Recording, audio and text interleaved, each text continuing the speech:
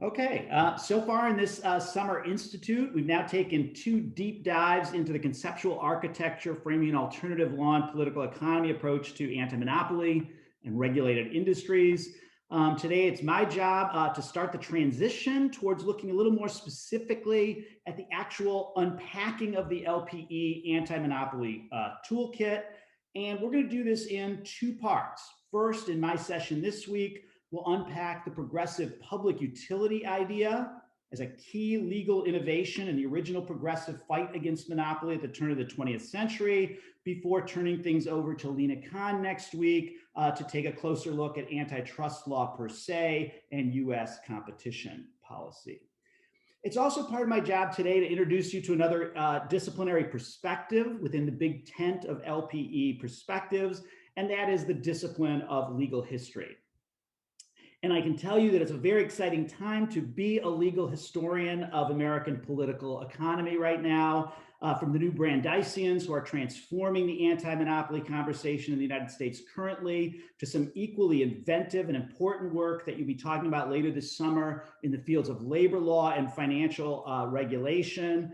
Scholars and policymakers have been turning to American legal history in exciting ways in search of some important new and critical starting points for battling the hegemony of neoliberal models of political economy, as well as the kind of anti-historical, originalist, and fundamentalist modes of thinking about the law more generally. The recent revival of policy interest in public utility regulation, infrastructural regulation, public options is rooted in one of these historical returns to a kind of lost promise of some early progressive experiments in the fields of regulated industries, which I want to introduce to you today. So let me start first with two introductory caveats on the radicalness of what I see as the radicalness of progressive reform, as well as the myth of the so-called Lochner era, before transitioning to the main topic of this lecture, and that is the progressive invention of the public utility idea itself, okay? So first, the radicalness of progressive reform. We use this phrase progressive reform, but the phrase just doesn't quite do justice to the radicalness of the causes that I'm going to at least sketch for you today, and the extraordinary breadth and diversity of a progressive agenda, political economy agenda, that stretched from, as I see it, really the end of radical Reconstruction right through to the New Deal, and incorporated all kinds of policy innovations across political, legal, social, cultural, economic life in the United States. The range of actual progressive reforms is simply daunting in its audacity. 4 new amendments to the US Constitution, the invention of the public utility idea, the invention of modern anti-monopoly, the whole regulated industries tradition, the invention of modern independent regulatory commissions, Interstate Commerce Commission, Federal Reserve Board, Federal Trade Commission, the US Shipping Board, the Federal Power Commission, and the Federal Radio Commission. Here's one institutional economist, John Maurice Clark, writing a textbook in the 1920s and marveling what has transpired in terms of economic and policy regulation over what he called the last 50 years. Here's his list. The growth of effective control of railroads and of public utilities in electricity and telephone. Note, he starts with public utilities when he's looking at what are the significant changes in this period. Irrigation, land reclamation, and flood prevention. The trust movement, antitrust laws, conservation, the Federal Reserve System, vast developments in labor legislation, social insurance, minimum wage laws, growing control of public health, prohibition, control over markets and marketing, and municipal control over municipal governments, all as occurring within this period.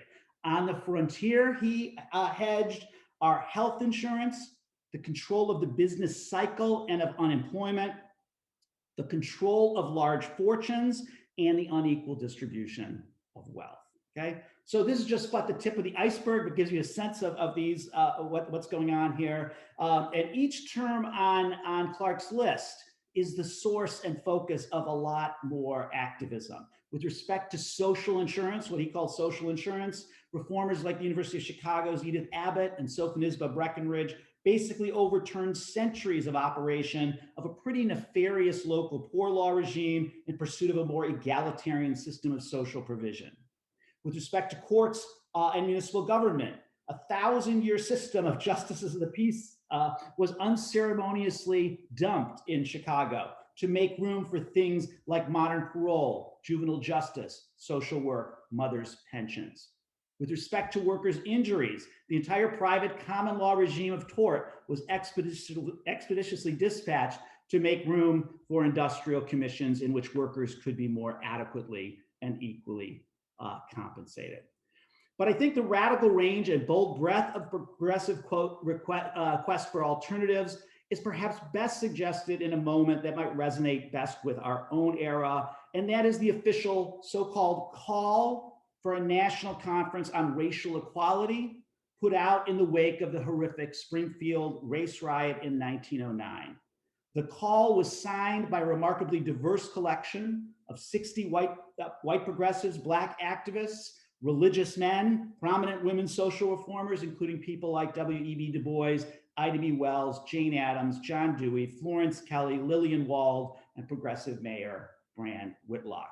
It culminated, of course, in the founding of the NAACP.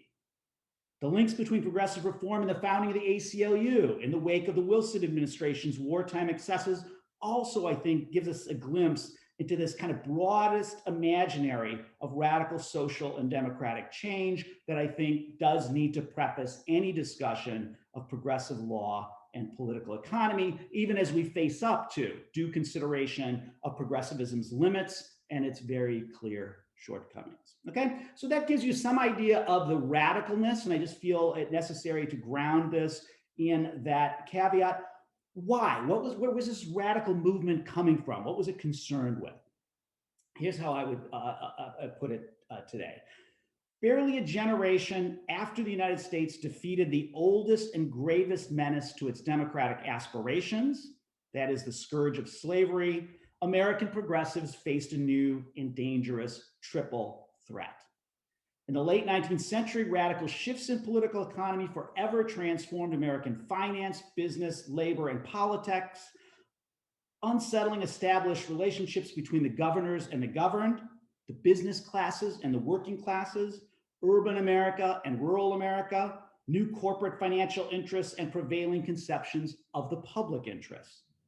On the ground, unprecedented forms of populist unrest and extreme conflict, some called it a social war, unleashed a seemingly endless cycle of violence, riots, protests, scandals, partisan journalism, and volatile economic unrest and insecurity.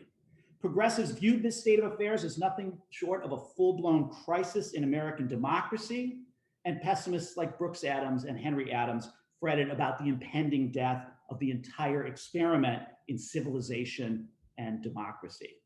As Mark Twain once noted, history may not repeat itself, but it sometimes rhymes. And I think there's a reason today in the so-called New Gilded Age, people are returning to some of these quests for solutions that came out of America's first Gilded Age. Though professional historians have identified innumerable factors in the long and broad progressive reform movement that stretched from the 1860s to the heights of the New Deal, it's patently clear on the record that progressive reform energies were mobilized around three primary issues. One, the rise of corporate economic power and its subsequent abuse. Two, the consequent corruption or capture of American politics by such special corporate economic interests. And three, the increased socioeconomic inequality and deprivation on the ground that seemed to so betray American democratic ideals. The original progressive agenda, in other words, resonated with some of the themes that we've been talking about at LPE.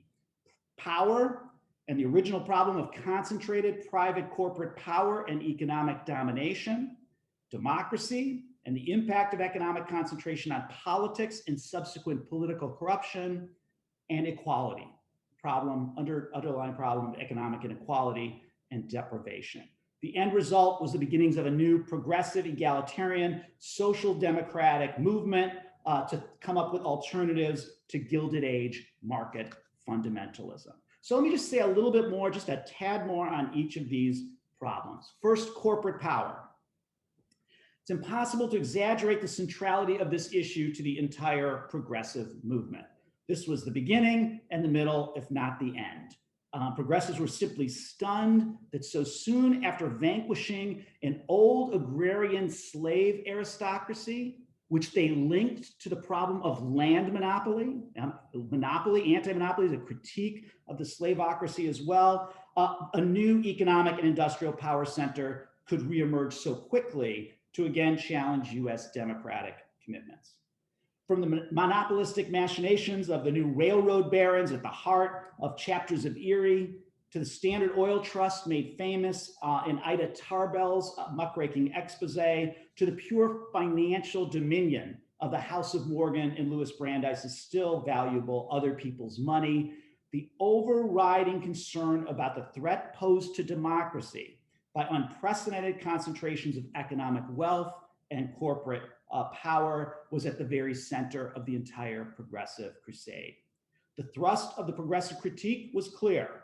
Such new agglomerations of private economic authority within a newly industrialized and financialized capitalism were sources of private coercion and economic domination, upending the existing balance of socioeconomic power, exacerbating inequality in the US, and ultimately threatening the very project of self-governance itself.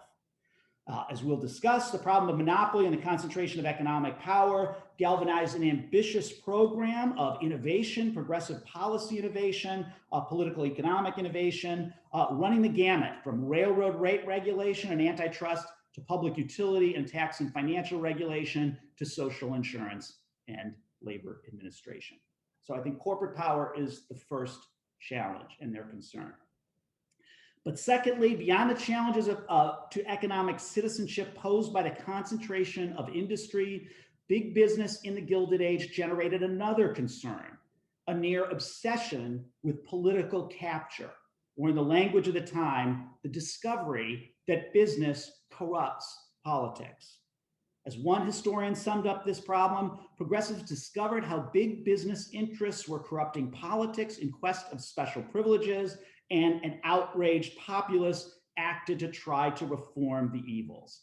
Americans in the early 1900s discovered the prevalence of illicit business influence in politics, the corrupt bending of public governing institutions to private selfish ends, and demanded its removal.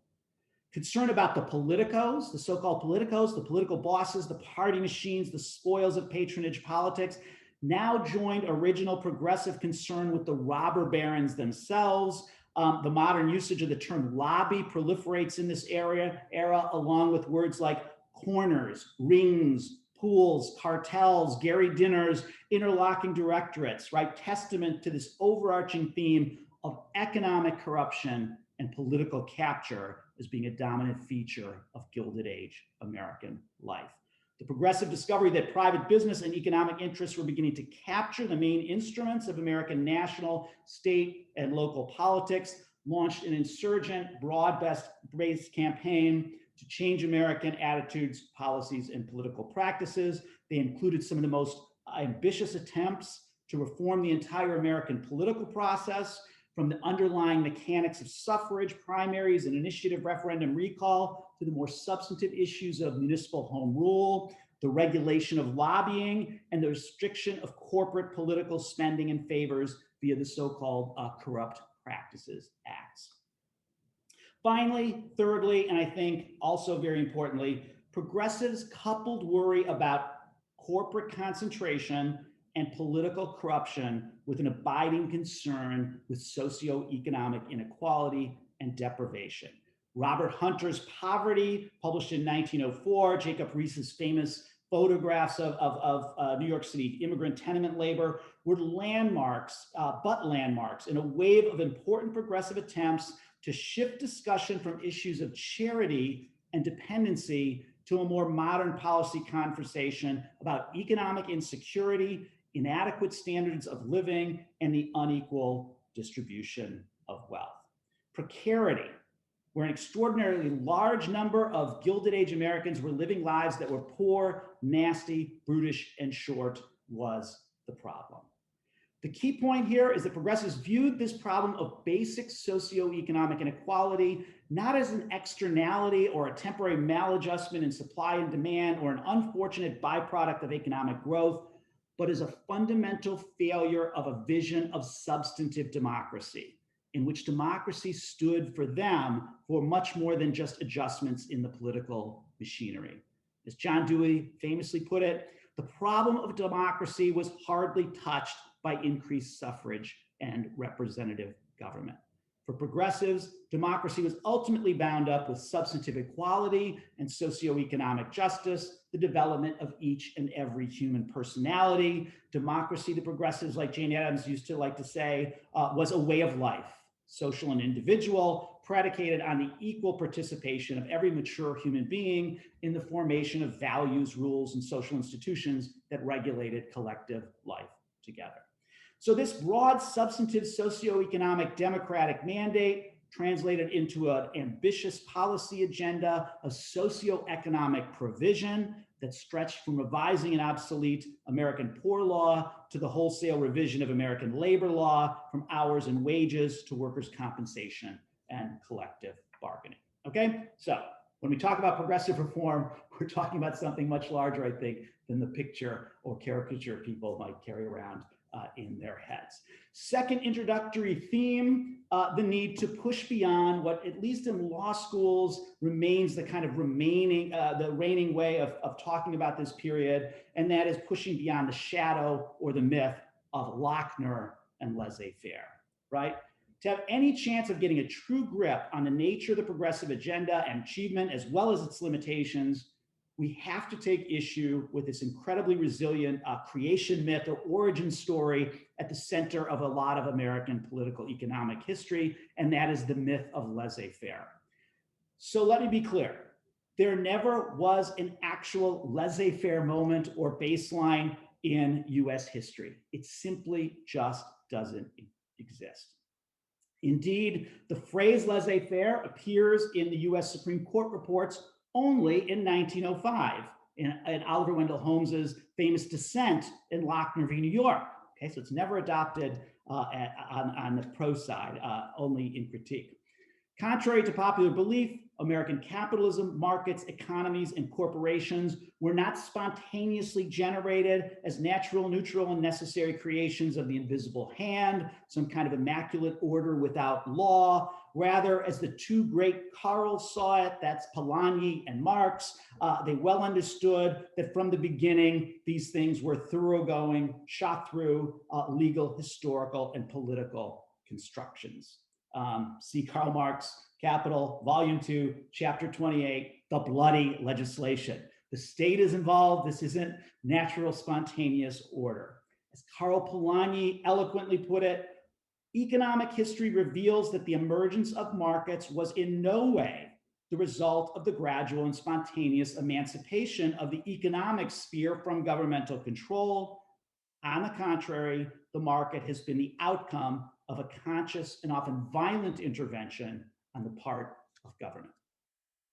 So we must liberate ourselves, I think, from this constitution and exile historical fantasy that until Franklin Roosevelt and the New Deal, the United States was born free as a land of liberty, and where individuals were left free for a long historical time to pursue their private economic interests under a general predisposition to leave things alone.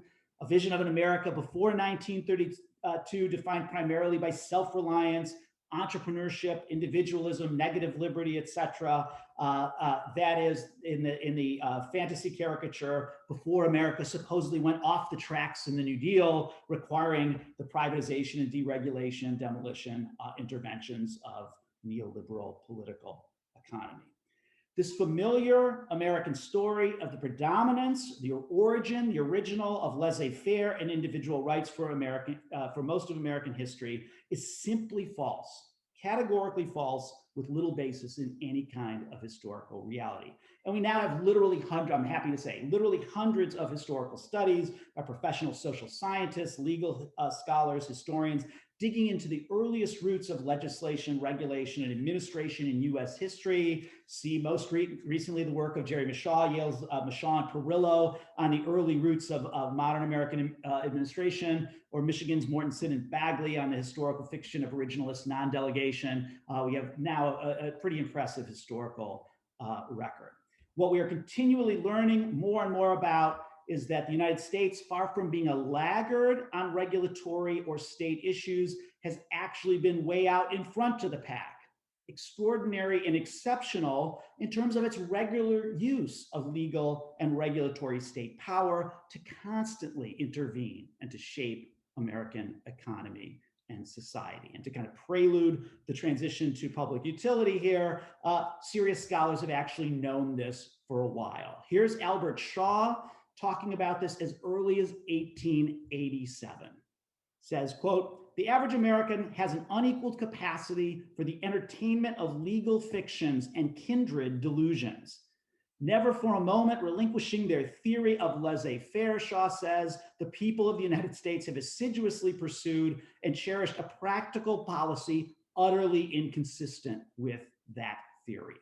Shaw goes on to survey, as I will talk about here as well, the thousands of regulatory laws that are coming out in this particular period, concluding the one common and striking characteristic of this huge collection of super statutes is its utter disregard of the laissez-faire principle. They deal with the citizen in every conceivable relation, Shaw argues, concluding with my favorite line in 1887, "They seem to have left nothing for future legislatures to regulate." So by 1887, Shaw, or supposedly on the cusp of the so-called Lochner era, Shaw is seeing things, a reality, a political, economic, regulatory reality, quite different.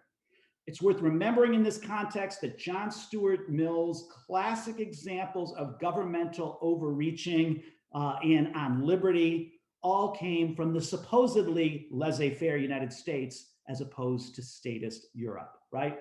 Sunday laws and Sabbatarian legislation, liquor regulation, and the religious persecution of the Mormons. These are the three classic cases that Mill focuses on. These things are not the historical products of a society or civilization with an inherent predisposition to leave people alone or laissez-faire. It just wasn't so, okay? So equally important for our purposes is the fact that despite myths about the importance of laissez-faire constitutionalism and an imperial judiciary, the fact of the matter is that most of this great mass of new regulatory legislation that Shaw is talking about was upheld in this period rather than struck down by American courts. Despite the real expansion of judicial review in this period, and that's certainly there, the vast majority of these state and increasingly federal regulations, police power and otherwise, are upheld by the American judiciary. In 1913, at the height of progressivism, Charles Warren surveyed the fate of state regulatory legislation in the US Supreme Court, and he organized it around constitutional objection. Of 560 14th Amendment cases, only 3 state laws relating to social justice were overturned, including the Lochner decision. Of 302 decided upon Commerce and Contract Clause grounds, only 36 general state social and economic regulations were declared unconstitutional by the US Supreme Court. Overwhelmingly, the vast majority of state regulatory laws was upheld, and we need to, I think, keep Lochner in perspective in just this way. Warren actually has a list. I won't bore you with another long list, but the number of laws, some of which weren't even challenged, but when they were challenged, were upheld as legitimate exertions of state legislative and regulatory authority. Okay, so we need, I think, to make way, to make room for properly understanding earlier American regulatory history. We need to rid ourselves of some of these false narratives or these kind of quick tools that are sometimes used to talk about American history in terms of laissez-faire and individual liberty and private against public. The actual historical record is more complicated. As progressives understood perfectly well, there was a long, ongoing historical fight, a constant social struggle about more or less democratic, more or less inclusive, more or less generous systems or technologies of legal and regulatory state action. Okay, so that's I think the perspective with which we need to go in talking about some of the lost promises of these early tools that people are kind of going back and finding and reallocating and repurposing to try to get a more critical political economy today. And with this now under our control, let's dig into a few more specific progressive economic policies in more detail. And the one I really want to focus on in this pre-recorded lecture is the invention of the concept of public utility. And then I hope to open our live session together talking a little bit more about how just concretely the public utility idea linked up with American anti-monopoly and regulated industries. Okay, so how did they do it? What is the invention of the public utility idea? What's going on there? How is it significant?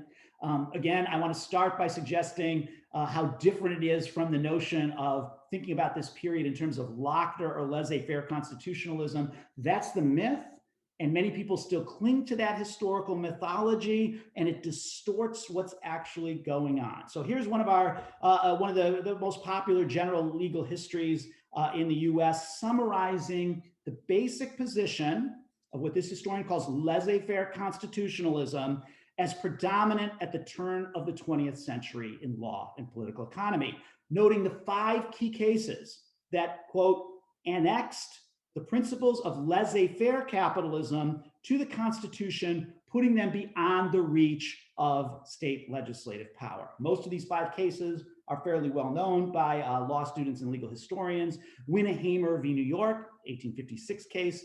In Ray Jacobs, 1885. God Charles v. Weigman, 1886. Ritchie v. People, 1895. All the road to Lochner v. New York in 1905 in the US Supreme Court. So this is an often used, people supplement it with, but it is an often used list of the roots of laissez-faire constitutionalism and the road to Lochner.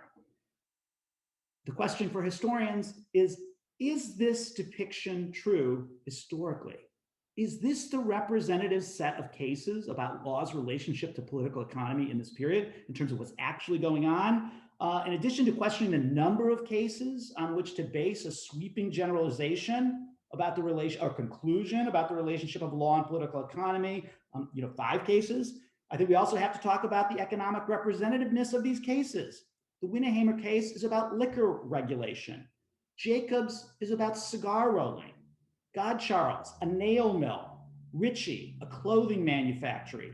Lochner, of course, the hours of bakers. And notably, if you've read Lochner closely and Peckham's majority opinion, he closes that case with a detailed discussion of 3 cases about horseshoeing, not blacksmithing, horseshoeing. He's talking about this is butchers, bakers, candlestick makers. And do we want to use these cases as representative of law and political economic development in the US? What's not represented by these 5 cases, nothing less than the dominant new explosive sectors of turn of the century American capitalism. 1, transportation and shipping, railroads, highways, grain elevators, ports, streetcars. 2, communications, telegraph and telephone. 3, energy, electricity, water, coal and petroleum. 4, agriculture and horticulture. 5, money and banking. I would propose that we take those 5 categories as opposed to the 5 cases of laissez-faire constitutionalism and talk more about those things, because that's where the action is in this period. What do we know about these areas of economic activity? They were the preeminent areas of industrial and corporate consolidation and expansion in the late 19th and early 20th century. And this is where we should be looking if we are interested in tracing the relationship of law and capitalism. Secondly, these were the areas that attracted the most intense governmental interest and state interventions. Modern federal economic legislation, regulation, and administration in this period is invented on the backs of these areas of economic life: the ICC, the FCC, the Power Commission, the FDA, the Federal Reserve Board. This is not a laissez-faire constitutionalism story by any means. In short, this is the site, these areas, for the original construction of the progressive law of public utility and regulated industries with a very important anti-monopoly component.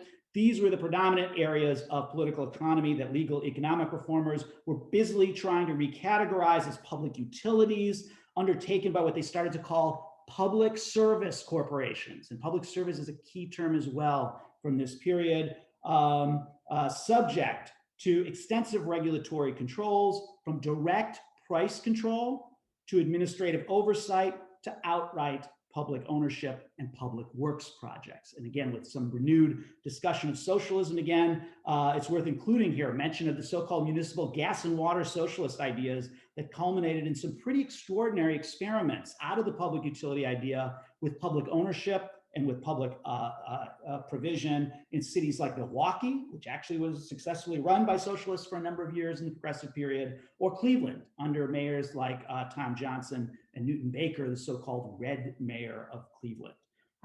So that should give you an introductory sense of the kind of power of the public utility and regulated industries idea in this period.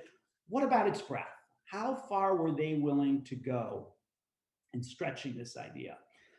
In his really terrific dissertation and still great text to read, The Economic Basis of Public Interest, Rexford Tugwell provided a short list of the economic activities that he could envision, that he was thinking about as essentially public services as early as 1922. He listed 14 classifications that cover a vast array of American economic activity, from railways and common carriers, including express services, oil, gas pipelines, cab and jitney lines, to municipal utilities, so-called, certainly water, gas, electric light, power companies, street railways, but then also turnpikes, irrigation ditches, canals, hotels, telephone, telegraph, bridges, wharves, docks, and ferries, stockyards, abattoirs, grain elevators, marketplaces, and stock exchanges, creameries, services for the distribution of news, fire insurance, the business of renting houses, banking, and my favorite, businesses for preparing for market and dealing in food, clothing, and fuel. Again, would seem to leave nothing for future legislatures to regulate. So extensive is Tugwell's idea of how far public utility could be applied. So for a rather significant period of time, I would argue this law of public utilities was at the very center of American public policy and also in the legal academy. Public utilities used to be one of the most important courses taught in law schools, taught by some of the most innovative teachers in this period. Felix Frankfurter's Harvard Law School course on the ICC, the Interstate Commerce Commission, was just transformative in this regard and was a key training ground for regulators into the New Deal. Here are problems and practices of price setting, rate regulation, reporting, and commission oversight and management of citizens' complaints. And perhaps in our live session, we can talk about that a little more. There's all this new work on petitioning going on in the legal historical community today. And the citizen complaint to the administrative agency, I think, is a key tool. It's part of the toolkit in this period. Using these things against public service corporations dominated some of the most important industries in the early 20th century American economy. If you were training as a lawyer in this period, you ignored public utility law at your peril. Stephen Breyer even cut his teeth on rate regulation of this sort. And I would go so far as to say, and in fact, I think I said it already, that in the early 20th century, the public utility idea was the most important development in the regulation of economic activity in this period, and that we might consider renaming the Lochner era the public utility era. It would actually be a better way of describing what's actually going on in the period. Schematically, and this is really all I have time to do in this pre-recorded lecture, but hope we can really get into the details later. We can think of the public utility idea as the basis for what we might think about as this is the tool, this is part of the toolkit with which the progressives achieved the slow and steady enlargement of the growth of state regulatory and police power. They're growing the state police power through this public utility concept and moving it legally and jurisprudentially beyond earlier common law limitations or constitutional limitations, opening the door to a broader array of regulatory techniques, direct price and rate controls, certifications of necessity and public need, ongoing systematic administrative regulation and supervision, municipal ownership and public works. This tradition culminated eventually in massive interventions like World War I's Food Administration. originally justified under the notion that all businesses in times of war should be seen as businesses affected with a public interest and thus subject to public utility regulation. Again, the road from this vision to the New Deal's Tennessee Valley Authority, I think, is pretty clear. The concept was under constant expansion in this period, beyond the municipal utilities, so-called, to hotels, warehouses, you name it. Again, just to give you a quick shorthand for how extensive it is, take a look sometime at Bruce Wyman's 2-volume, 1,500-page, 5,000-case treatise on the special law governing public service corporations, published in 1911, at the height of this. 5,000 cases, which is really showing the cutting edge. 25 years ago, Wyman noted, the public services were still few and the law as to them imperfectly realized, but his massive treatise, he said, was now a testament to the present state of the public service law, in which there was now almost general assent to state control of public service companies. Okay, so this is the establishment of this kind of wider record of actual progressive regulation. In railroading, the paradigm case, by 1889, state railroad commissions had already organized themselves as a National Association of Railroad Commissioners.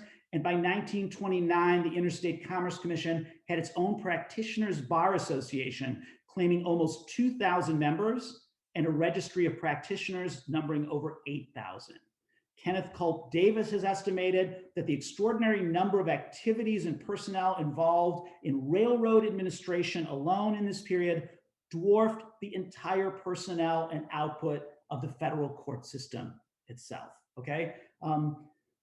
This record is now sort of invisible, even digitally, it's hard to find, but if you can still go into some open stacks in your law library, do so, because if you go down in there and look for public, you will find these public utility reports. I'm not gonna share screen with you, but I can show you a picture of, I take pictures when I go on the road of the public utility reports that are now mostly invisible, but again, these activists and reformers thought these were going to be the key reports in a kind of modern American political economy.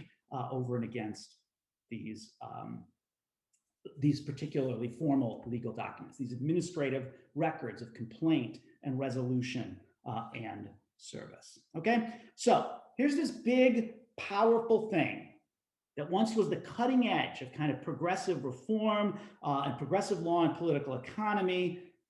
Something's changed. What's happened? We're seeing a revival, we're seeing a renewal. We had to go back and find it historically. What's going on here? How did we come to a position where we kind of lost sight of just how significant this public utility tool was in developing the progressive political economic agenda? Here's a couple quick answers. The first we have to acknowledge is generally a success story. The progressive lawyers, jurists, and reformers pushing and developing the public utility idea essentially won. They got what they wanted, which was a generally enlarged conception of state police power, and in fact, a kind of de facto federal police power, that's their goal, to get a more general regulatory authority recognized legally in the United States. By the time of Nebbia v. New York, concerning the price regulation of milk in the middle of the Depression, the Great Depression in 1934, the general intersection of state police power was so thoroughly expanded through its intersection with the public utility concept that the US Supreme Court no longer found it necessary to specifically designate a business especially affected with a public interest in order to generally regulate in the public interest. And again, later, the effect of this way of thinking on a broadened commerce power in the United States, I think, is pretty clear. The public utility idea had done its work, moving general state economic regulation beyond earlier efforts to constitutionally limit, cabin, and contain regulatory power. We have smoking guns on this. Here's the administrative law scholar Frank Goodnow in 1916. The change was made first in public utilities. On the theory that the public interest was peculiarly concerned in these cases because the enterprises were specifically public or had certain kind of public privileges, the conception now of regulation in the public interest more generally came finally to be held. That's pretty much right on the mark. And then Goodnow went on, and I hope we can talk about this more in our live session together, on how once you categorize a set of enterprises as public utilities, you then could begin to experiment in other kinds of regulation. Goodnow recognizes this as well: anti-monopoly, workers' compensation, explicit efforts to try new initiatives like securities regulation or hours and wages legislation, first in public utilities, and then expand it to the more general economy. This is a really strategic and I think a really compelling and interesting agenda, the basic idea of public utility as the entering wedge of progressive and New Deal policymaking, the crucial transitional concept en route to a more capacious understanding of a general economic regulatory power. That's the success story. I'd be remiss if I didn't close. Well, there's also a sort of a failure. Well, how do we get to a kind of neoliberal political economy? Notably, the failure story must also be noted. And I think the last half century or so has witnessed a sustained effort on the part of neoliberal political economists to undermine and undo and to reverse the public utility idea. And I think fully aware of the intimate connections between public utilities and the rise of the regulatory state, a whole series of law and economics scholars took first aim at systematically dismantling central pillars of the public utility argument. Again, lots of examples of this: Ronald Coase's The Federal Communications Commission, 1959; George Stigler's What Can Regulators Regulate, 1962; Demsetz, Peltzman. Lots of examples of this critique. And I think that effort did succeed for the moment in turning back a tide of kind of regulated industries law, marginalizing public utilities in economics as a relatively peripheral area of policymaking concerning ever fewer things. I think the neoliberal political economists actually succeeded in turning public utility into something of pejorative in the academy, which is really interesting, to see the moment of origins in Felix Frankfurter and the Interstate Commerce Commission, and having it become subject to extensive critique later. Notably, and I'll just footnote this quickly, most of the earliest Chicago School critiques of public utilities were published in the first issues of a journal called the Bell Journal of Economics and Management Science. That was a journal explicitly founded by, quote, a group of Bell system officers hoping to launch new concepts in public utility economics and finance, in contrast to those that had dominated during the long progressive era.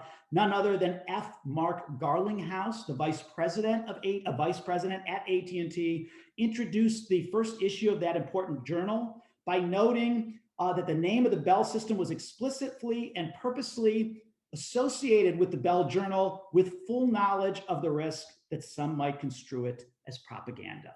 But there you have it, a concerted effort to turn back the tide of the public utility idea, which I think is very much a kind of sign of its success by the time of the launching of this particular journal. Okay, so that's the basic arc of the story. Let me close with just 3 quick concluding observations before I look forward to seeing you, still virtually, but actually having you live in the room with me as well to really have more of a discussion of these issues. 3 concluding observations. First, public utility law was anti-monopoly law. There's no question about it. As Alfred Chandler has argued, the railroads were the nation's first big business, ushering in a large-scale transformation in corporate organization, finance, and management. And in turn, railroad and utility regulation cast the die for subsequent control of those monopolies, both natural as well as unnatural. Okay, I think that move is pretty clear. Louis Brandeis brought the regulated industry options together in his famous dissent in Liggett v. Lee in 1933, chastising his contemporaries for acting, quote, as if the privilege of doing business in corporate form were something akin to an inalienable right. Such a deferential view, he argued, understated the power of a democracy to hold corporations accountable and encourage public apathy toward corporate abuses as an inescapable price of civilized life to be borne with resignation. Brandeis concluded otherwise. Throughout the greater part of our history, I tried to sort of show that to you here, a different view prevailed. The state could subject giant corporations to control, similar to that now exerted by the public utility companies. Or citizens might conceivably escape from the domination of giant corporations by actually having the state engage in business itself through public ownership. As Lena Khan has observed, quote, Brandeis and many of his contemporaries feared the concentration of economic power, aiding the concentration of political power, and that such private power could in the end undermine and overwhelm public government.